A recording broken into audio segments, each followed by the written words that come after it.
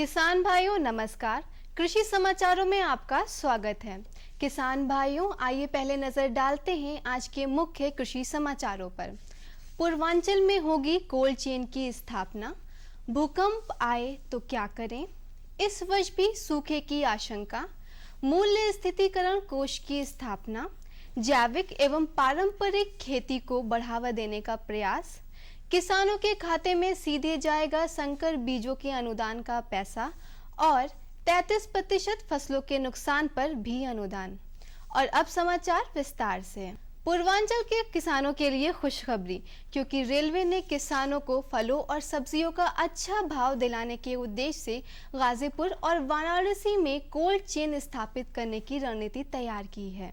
इस काम की जिम्मेदारी कंटेनर कॉरपोरेशन ऑफ इंडिया को सौंपी गई है। इसके लिए खेतों से निकलने वाली ताज़ा और हरी सब्जियों को कोल्ड चेन के जरिए खास तकनीक से बने नियंत्रित वातावरण वाले गोदाम तक पहुंचाया जाएगा, जिससे वातानुकूलित कंटेनर के जरिए जरूरत और अनुकूल भाव को देखते हुए देश में कहीं भी भेजा जा सकेगा। खास तकनीक वाला पहला गोदाम गाजीपुर में 10,000 वर्ग मीटर क्षेत्र में बनाने की योजना है, जिसकी भंडारण क्षमता 800 मैट्रिक टन होगी। इस गोदाम के निर्माण पर 6 करोड़ रुपए की लागत अनुमानित है। भूकंप आए तो क्या करें? जब घर के अंदर हो, मेज या किसी फर्नीचर के नीचे पनाह लें। कांच, खिड़की, झूमर आदि गिरने वाली चीजों से दूर रहें। किसी कोने में चले जाएं। लेटे हैं तो तकिए से सिर ढक लें। लिफ्ट का इस्तेमाल ना करें। कमजोर सीढ़ियों का प्रयोग ना करें। यदि घर के बाहर हो तो ऊंची इमारतों, बिजली के खंभों से दूर रहें। झटके खत्म होने तक बाहर रहें। गाड़ी में हैं तो तुरंत रोक लें। गाड़ी में बैठे रहें। ऊंची इमारत, पेड़, ओवरब्रिज, बिजली के खंभे से गाड़ी दूर रखें। मलबे में दबे हैं तो माचिस ना जलाएं। लीक हुई गैस आदि से खतरा संभव।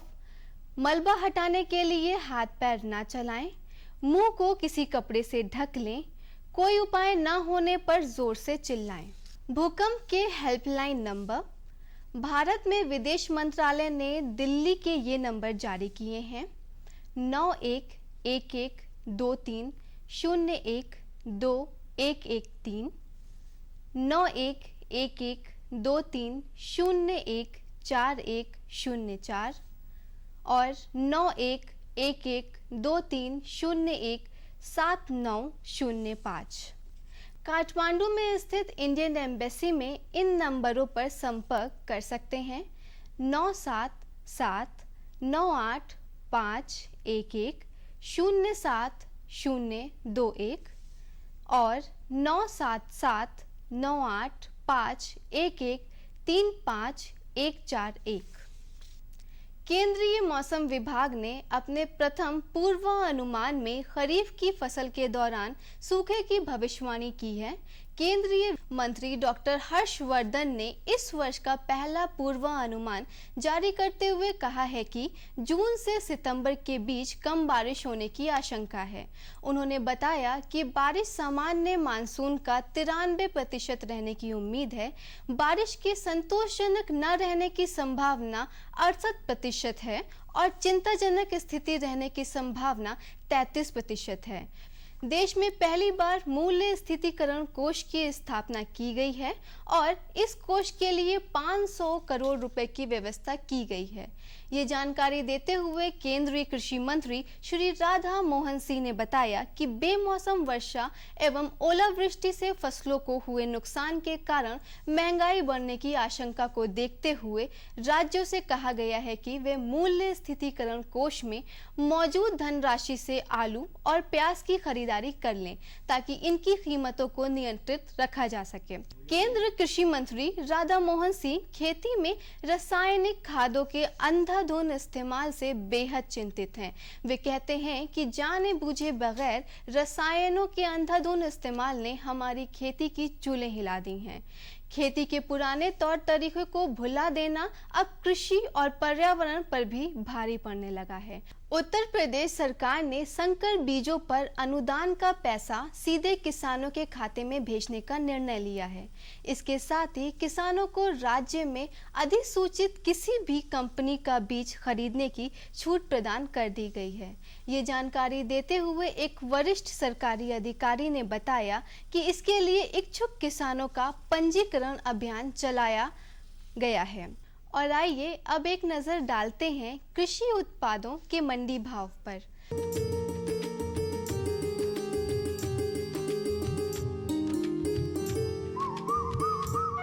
प्रदेश की विभिन्न मंडियों में गेहूं का भाव प्रति कुंटल इस प्रकार रहा। मेरठ 1480 रुपए, आगरा 1460 रुपए, फैजाबाद 1450 रुपए, मुरादाबाद 1450 रुपए प्रति कुंटल। चावल का भाव प्रति कुंटल इस प्रकार रहा। मेरठ 2840 रुपए, आगरा 2015 रुपए, फैजाबाद 2060 रुपए, मुरादाबाद 2050 रुपए। प्रदेश की विभिन्न मंडियों में चने का भाव प्रति कुंटल इस प्रकार रहा। मेरठ 4250 रुपए, आगरा 4335 रुपए, फैजाबाद 3670 रुपए, मुरादाबाद 3475 रुपए। और अब सब्जियों का भाव। प्रदेश की विभिन्न मंडियों में आलू का भाव प्रति कुंटल इस प्रकार रहा। मेरठ 460 रुपए, आगरा 375 रुपए, फैजाबाद 600 रुपए, मुरादाबाद 400 रुपए। प्रदेश की विभिन्न मंडियों में प्याज का भाव प्रति कुंटल इस प्रकार रहा। मेरठ 870 रुपए, आगरा 1430 रुपए, फैजाबाद 1570 रुपए, मुरादाबाद 1100 रुपए। प्रदेश की विभिन्न मंडियों में हरी मिर्च का भाव प्रति कुंटल इस प्रकार रहा। मेरठ 1120 रुपए, आगरा 2970 रुपए, फैजाबाद 1825 रुपए, मुरादाबाद 2475 रुपए। प्रदेश की विभिन्न मंडियों में टमाटर का भाव प्रति कुंटल इस प्रकार रहा। मेरठ 850 रुपए, आगरा 1550 रुपए, फैजाबाद 1050 रुपए, मुरादाबाद 1675 रुपए। प्रदेश की विभिन्न मंडियों में लौकी का भाव प्रति कुंटल इस प्रकार रहा। मेरठ 640 रुपए, आगरा 850 रुपए, फैजाबाद 810 रुपए, मुरादाबाद 575 रुपए। प्रदेश की विभिन्न मंडियों में कद्दू का भाव प्रति कुंटल इस प्रकार रहा। मेरठ 320 रुपए, आगरा 800 रुपए, फैजाबाद 550 रुपए, मुरादाबाद 825 रुपए प्रति कुंटल। और अब फलों के भाव। प्रदेश की विभिन्न मंडियों में पपीते का भाव प्रति कुंटल इस प्रकार रहा। मेरठ 630 रुपए, आगरा 800 रुपए, फैजाबाद 1940 रुपए, मुरादाबाद 1050 रुपए। प्रदेश की विभिन्न मंडियों में सेब का भाव प्रति कुंटल इस प्रकार रहा। मेरठ 5250 रुपए, आगरा 6535 रुपए, फैजाबाद 6500 रुपए और मुरादाबाद 5500 रुपए। प्रदेश की विभिन्न मंडियों में मौसमी का भाव प्रति कुंटल इस प्रकार रहा। मेरठ 1250 रुपए, आगरा 2650 रुपए, फैजाबाद 1825 रुपए, मुरादाबाद 1700 रुपए। तो ये थे आज के कृषि समाचार और मंडी भाव। अब हमें दीजिए अनुमति। नमस्कार। और बताओ। बस। अरे ये क्या भैया जी, बस इतनी सी रासायनिक खाद? किसानी छोड़ रहे हो क्या? किसानी नहीं, नादानी छोड़ रहे हैं। मिट्टी की जांच कराई है। अब तो लालाजी जितनी जरूरत है उतने ही उर्वरक खेत में डालेंगे। हाँ, किसान भाई आज ही अपने जिले की नजदीकी भूमि परीक्षण प्रयोगशाला में मिट्टी की जांच जरूर करवाएं और मिट्टी में पोषक तत्व, नमी व पौधे के विकास को देखते हुए केवल जरूरत के अनुसार ही पोषक तत्व डालें। और हाँ, मिट्टी में गंधक, जस्ता, बोरोन जैसे सूक्ष्म पोषक तत्वों का पता लगाना भी न भूलें। उर्वरक और जैविक खाद के सही उपयोग से भूमि का उपजाऊपन बनाए रखें, उत्पादकता बढ़ाएं, खर्चा घटाएं और बहुमूल्य विदेशी मुद्रा बचाने में भी सहयोग दें। और हाँ, धीमी गति से नाइट्रोजन उपलब्ध कराने वाले उर्वरकों जैसे नीम लेपित यूरिया को प्राथमिकता दें और यूरिया का पत्तों पर छिड़काव करें। अरे वाह, तू तो सचमुच समझदार हो गया रे। अधिक जानकारी के लिए संपर्क करें जिला कृषि अधिकारी या किसान कॉल सेंटर। अम्मा खाना दे दो ना। सबर कर गोलू, अभी दाल नहीं गली है। तू फिक्र ना कर गोलू की अम्मा, अब की बार अपनी दाल खूब गलेगी। क्या मतलब जी? अब की बार NFSM के तहत दाल की पैदावार को बढ़ाने के तरीकों को दिखाने के लिए देश में 1000 क्षेत्र चुने गए हैं, जिसमें हमारा इलाका भी आ गया है। पर इससे हमें क्या फायदा? हमें 5 एकड़ खेती के लिए खाद और कीटनाशक के अलावा बढ़िया बीजों की एक मिनी किट भी मिलेगी। इतनी दाल का करेंगे क्या जी? अरे भगवान, सरकार ने दलहन का समर्थन मूल्य भी खूब बढ़ा दिया है और इनकी खरीद का भी पूरा इंतजाम कर लिया है। इससे आमदनी बढ़ेगी और फिर हमारा गोलू अच्छे स्कूल में जाकर के कृषि वैज्ञानिक बनेगा। हाँ शामू भैया, सरकार कह रही है पूर्वी भारत में भी दूसरी हरित क्रांति आएगी। अरे ये तो पंजाब और हरियाणा में हुआ था, यहाँ तो अनाज की पैदावार अब भी कम है। सरकार की बातों में कुछ तो दम होगा, आखिर यहाँ बारिश 3 गुना होती है। चलो वैज्ञानिक का नंबर मिलाते हैं। अरे वाह, आ गए। नमस्ते सरपंच जी। हाँ भाई, उपजाऊ जमीन की कीमत को पहचानो। जरूरत है सिर्फ सही किस्म और तकनीक अपनाने की।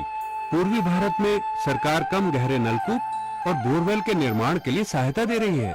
लेकिन सरकार से और मिलेगा क्या? भरपूर मदद, जमीन की तैयारी से लेकर फसल की कटाई तक तकनीकी सलाह।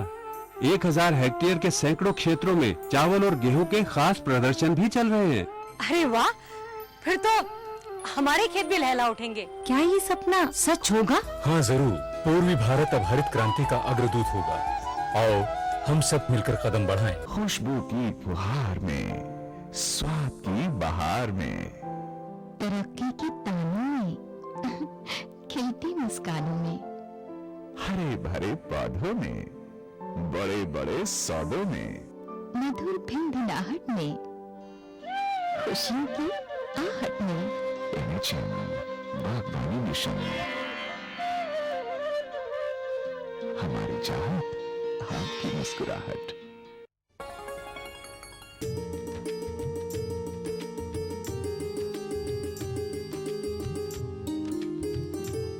किसान भाइयों नमस्कार। कृषि समाचार के बाद आपका स्वागत है आपके अपने कार्यक्रम कृषि दर्शन में। किसान भाइयों, किसान आर्थिक रूप से मजबूत हो सके और पशुपालन को व्यावसायिक रूप से अपना सके, इसके लिए सरकार ने एक परियोजना चला रखी है। तो उसी से जुड़ा हुआ हमारा आज का विषय है सघन मिनी डेयरी परियोजना, एक लाभकारी व्यवसाय। और इस विषय पर जानकारी देने के लिए आज हमारे साथ हैं श्री बाबूराम शर्मा जी। आप हैं प्रबंधक सघन मिनी डेयरी परियोजना PCDF लखनऊ से। तो आइए उनसे बात करते हैं। शर्मा जी, आपका स्वागत है हमारे कार्यक्रम में। हम बात करने जा रहे हैं सघन मिनी डेयरी परियोजना के बारे में। जी सर। तो परियोजना के बारे में आगे बात करें, इससे पहले थोड़ा सा परियोजना का परिचय हो जाए। क्या है ये परियोजना? सबसे पहले तो मैं सभी किसान भाइयों को नमस्कार करना चाहूँगा। सघन मिनी डेयरी परियोजना ग्रामीण क्षेत्रों में किसान की आर्थिक लाभ के लिए, उसके पूरे परिवार के आर्थिक विकास के लिए ये एक महत्वपूर्ण कार्यक्रम सरकार द्वारा चलाया गया है। जी। आज की परिस्थिति में यह कार्यक्रम राष्ट्रीय कृषि विकास योजना का एक अंग है। इस कार्यक्रम के, इस परियोजना के क्रियान्वयन के लिए जो पूरा माध्यम है वो हमारी गांव में काम करने वाली दुग्ध उत्पादकों की छोटी छोटी सहकारी समितियां हैं। यानी कि ये सहकारिताओं के माध्यम से चलाए जाने वाला एक ऐसा कार्यक्रम है जहां पे ग्रामीण क्षेत्रों में दूध के उत्पादन में वृद्धि हो, जानवरों की जो जेनेटिक क्षमता है उसमें आपकी वृद्धि हो, और जो हमारा पशुपालन का पूर्ण रूप से दायरा है कि फीडिंग, ब्रीडिंग और मैनेजमेंट, जी जी, के जानवरों का हम किस प्रकार से उनके खान पान की व्यवस्था करें, किस प्रकार से उनके पशु के प्रजनन की व्यवस्था करें, किस प्रकार से उनकी देखभाल करें, यानी कि टीकाकरण कब कराएं जानवरों की देखभाल के लिए और क्या क्या चीज़ें हमें करनी होगी, इन सारी चीज़ों को सघन मिनी डेयरी परियोजना में समाहित किया गया है। मतलब शर्मा जी ये कह सकते हैं सघन मिनी डेयरी परियोजना है जो है ये दुग्ध विकास को बढ़ावा देगी, पशुपालन को बढ़ावा देगी, किसान को लाभकारी बनाएगी। बहुत अच्छी परियोजना है। चलिए इसके बारे में बात करते हैं। अब इस परियोजना से हमारे किसान का जो जुड़ाव है, किसान को लाभ कैसे मिले, किसान कैसे जुड़े? हाँ, किसान के जुड़ने का माध्यम है हमारी दुग्ध उत्पादक सहकारी समिति। वो सबसे पहले आकर के समिति का सदस्य बने। समिति का सदस्य बनने के बाद उसकी ये पात्रता यहाँ से शुरू हो जाती है कि अब वो सघन मिनी डेयरी परियोजना के अंतर्गत बैंकों के माध्यम से मिलने वाला ऋण, अनुदान और सारी सुविधाओं के लिए उसकी पात्रता तय हो जाती है। सदस्य बनने के लिए क्या पात्रता होती है? सदस्य बनने के लिए पात्रता ये है कि वो उस गांव का रहने वाला स्थायी निवासी हो, 18 साल से अधिक की उसकी उम्र हो, किसी प्रकार की कोई मानसिक रूप से रोग ना हो, स्वस्थ हो और वो स्वेच्छा से अपना दुग्ध उत्पादक सहकारी समिति का सदस्य बन के और इसका लाभ ईमानदारी से उठाना चाहता हो। सदस्य मान लिया कोई किसान बन जाता है, नवयुवक बन जाता है, उसके बाद जो मेन काम है कि आपकी जो ये परियोजना है ये उसको जानवर कहाँ से मिलेंगे, पैसा कैसे मिलेगा, अपना व्यवसाय कैसे प्रारंभ करेगा, इसके बारे में बताएं। जी हाँ, आपने बहुत सही ये प्रश्न पूछा है। सबसे पहले सघन मिनी डेयरी परियोजना दो दुधारू पशुओं के लिए 4 दुधारू पशुओं से लेकर के 10 दुधारू पशुओं तक की ये परियोजना है। इसका जो पूरा वैज्ञानिक ढांचा तैयार किया गया है उसमें जानवरों के क्रय के ऊपर कितना धन व्यय होगा, इसके अलावा पशु चिकित्सा के लिए हरे चारे के लिए इसके अंदर व्यवस्था की गई है। इसके अंदर 3 साल की मास्टर पॉलिसी लेते हुए पशु के बीमे की व्यवस्था की गई है कि कहीं ना कहीं अगर नुकसान होता है तो उसकी भरपाई हो सके। जो इसके अंदर अच्छी गुणवत्ता वाले संकर किस्म के या ग्रेडेड मुर्रा आपके जानवर हैं उनको क्रय किया जाता है। इसके लिए गांव की जो प्रबंध कार्यकारिणी है वो पहले लाभार्थी का चयन करके और निर्धारित जो इनके आवेदन पत्र भरवा करके दुग्ध संघ के क्षेत्रीय स्टाफ को उपलब्ध कराते हैं। वहां पर सारी चीजों की जांच परख करने के बाद दुग्ध संघ के द्वारा संबंधित शाखाओं को उनके आवेदन पत्र प्रेषित कर दिए जाते हैं। तत्पश्चात जब बैंकों से उनके ऋण आवेदन के प्रपत्र दुग्ध संघ को प्राप्त हो जाते हैं तत्पश्चात सारी चीजें के अनुदान जाएगा, इसके अलावा उसके बीमे के लिए जो पैसा है उसका चेक कटेगा, बीमे की धनराशि का भुगतान होगा। तो ये सारी व्यवस्थाएं होने के बाद मतलब शर्मा जी जो लोन होगा उसमें ही बीमा हो जाएगा कि लोन में जो धनराशि दी जाएगी वो समझिए आपके पशु का बीमा उसमें जुड़ा हुआ है। लेकिन एक बहुत ही महत्वपूर्ण बात यह है कि इस परियोजना के माध्यम से किसान को कितना पैसा देना होगा, आपकी परियोजना जो सरकार चला रही है वो कितना अनुदान देगी, इसकी मात्रा क्या होगी? हाँ जी, आपने बहुत सही प्रश्न ये पूछा है कि अगर हम 2 दुधारू पशुओं की इकाई लें जी तो इसका अनुमानित तौर पे लगभग 1,24,000 1,25,000 की इकाई लागत बैठती है 2 दुधारू पशुओं की।